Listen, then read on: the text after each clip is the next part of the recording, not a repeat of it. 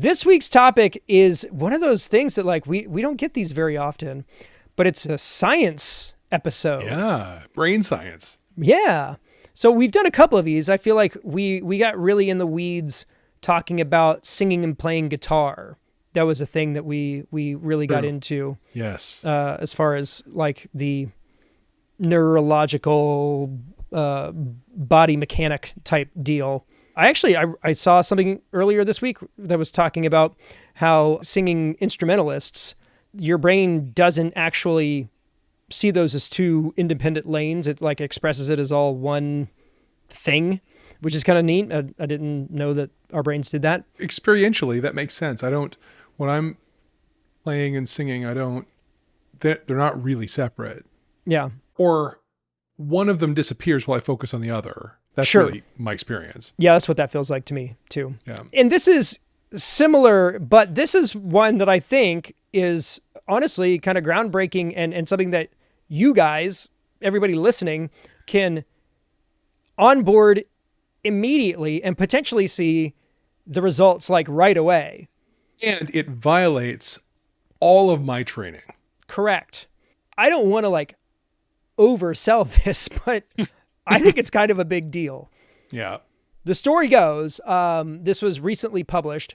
A 2021 study from the National Institutes of Health found that when you're studying a new skill and practicing, you can actually speed up your progress by taking breaks.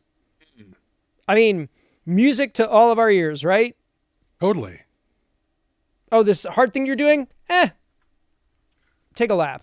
Yeah, tell my mom when I'm a 6-year-old kid sitting at the piano, grinding out, for Elise, and completely unallowed to just go take a break and just let my brain simmer down a little bit.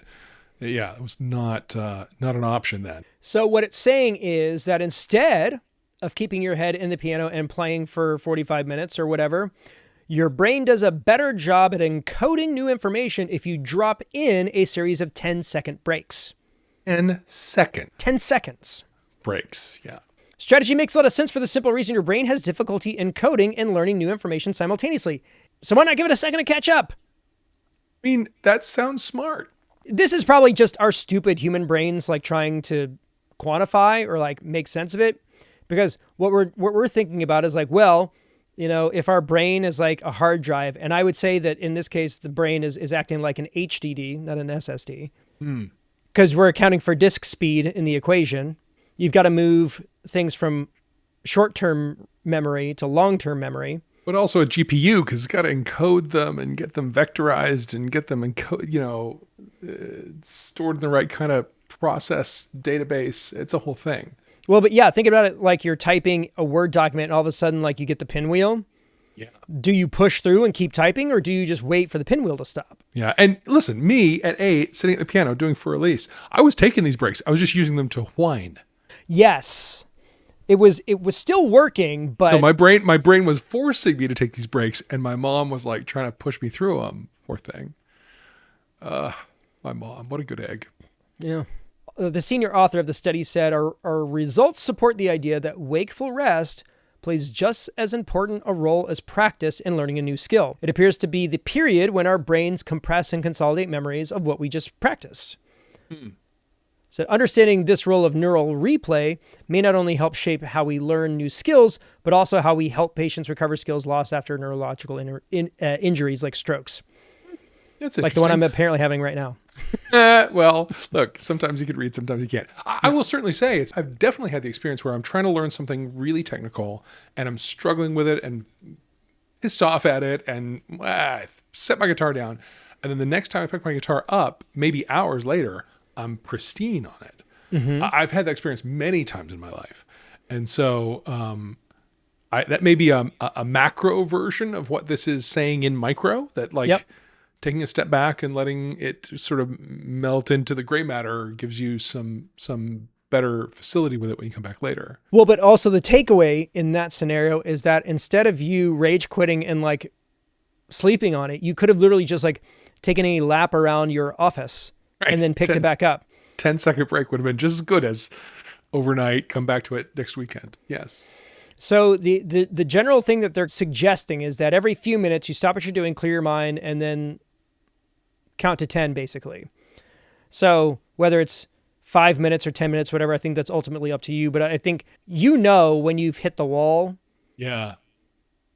And if you feel like you're in a scenario where you're kind of beating your head against a lick or something, put it down, go for a walk, go upstairs, get a drink of water, like whatever you got to do, and then come back to it. Yeah, and this is literally saying 10 seconds. That's the smallest I've ever encountered this advice about. Yeah. I'm still like, in my mind, I'm thinking that like you're sitting there in silence and you just hear the sound of that spinning disc, like writing the data. Yeah, yeah. That's what I'm envisioning in my head. Yeah, the sort of grumbling sound of a hard drive spinning. Yeah. Yeah. And listen, it's currently the second week of February, and a lot of us have some stuff to learn over the next few months. We got a return offer for live band karaoke for this coming August. We played it last August, and it went so well that they wanted to do again. So I want to give them more than what we offered the year before. So we need to probably add 20 to 50 more songs at minimum before we come back. Yeah.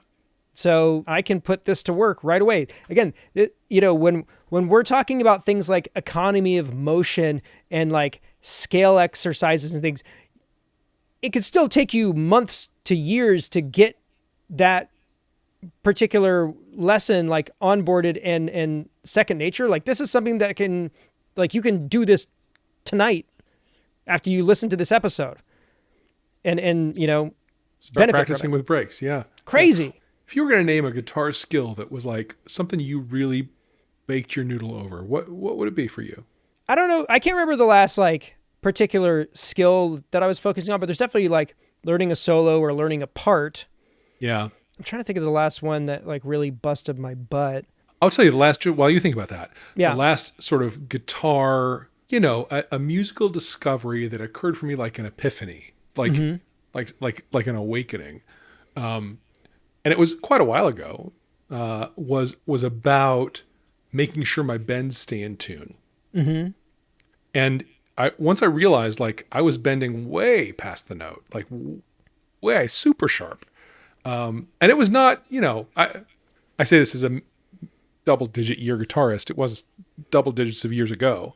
Yeah. But I remember that epiphany of like, ooh, look, I haven't been listening as I bent a note, and now that I listen, yeah, I'm way out of tune on these bends, and I gotta aim for a pitch and get there and stay there, right? Musical discovery as you learn an instrument and learn music is one of the greatest things there is. And I hang out on some subreddits about music, and people sometimes comment in a way that gives answers that I think undercut the person who's asking the questions opportunity for discovery. Mm-hmm. A little too on the nose, like not leaving... Too on the nose, or too like... I like to respond in a way that's like, here's the question I'd ask myself if I were you. Right. Right. Here's the question I'd ask myself. I'd ask myself, there was somebody, here's my, look, I played blues over 12 bar. What do you think? And it was fine. It was noodly over the pentatonic. It didn't hit any wrong notes or anything, but like the phrasing wasn't great. And I said, look, a question you might look into is phrase targeting, right? You play in a phrase, you're going to target a note to end on. And at every stop along the way of a 12-bar blues form, each of the 5 pentatonic notes feel different as you target them on that journey. And you need to go study that. You need to go find out for yourself. What does it sound like when I land on the 3? What does it sound like when I land on the 4? At the first 4 of a 12-bar blues. Yeah. And that's how you really unpack that for yourself. It's how you really learn what those phrases feel like and what they mean and what they communicate. So go do that. That's the journey. Enjoy that exploration. Yeah. And on the way, for sure, take 10-second breaks because your brain will get super full. Why not? Yeah. So I the last thing I remember actually like sitting down to like learn was the solo to She's So High by Tal Bachman. It wasn't like technical, and it was one of those it was one of those solos that you can sing it, like even if you don't know how to play it, like you know the moves, and it's just a matter of like turning that melody from your hand, like from your brain to your hands. It's got a couple of like tricks to it because there's some accidentals, and it's again not rocket surgery or anything, but that was the last thing I remember like concentrating on and like really trying to like get it perfect. Because I'm a lot of times I'm in the, well, I'm not playing this part, I'm just right. I'm doing the rhythm part, and I don't need to worry about this quite as much. Yeah. It's not like that with every song. Some songs, like the rhythm part, is super hard.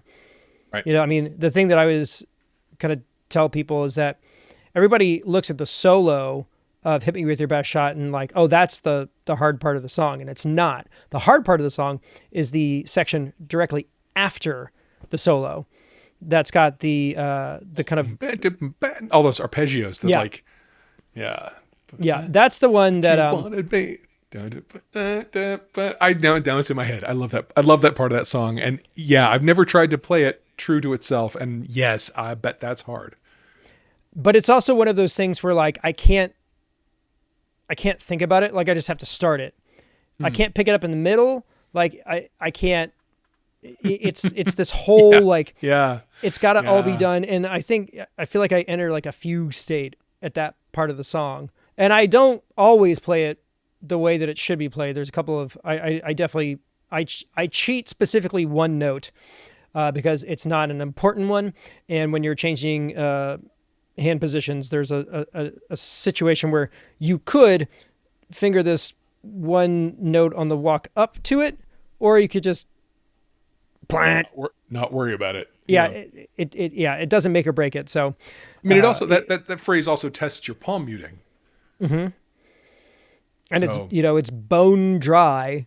Right. There's nothing on it, so you have to it's got to be pretty. It's got to be clean. It's got to be good. So yeah, if this is something that you've heard about, let us know if you've gotten the chance to see it out and verify that it works. Or if you give it a shot after hearing this and it makes a huge difference, let us know about it. coverbandconfidential@gmail.com. This is it's cool that we're learning new stuff even now. 10-second breaks. And I mean, this works with if you're doing your Duolingo or if you're doing some other deal. I will say that I spent some time working on the car today because my battery died. I had to jump start it the other week, and then it finally was just like, nope. So I replaced a battery, and then last week I was fishing a cable to connect a backup camera because my son is going to be driving my car, and broke it and got super frustrated and had to order a replacement. Well, guess what? The replacement came, and weirdly enough, it worked. Like I was able to do it in like no time at all. So maybe there's something to it. Yeah.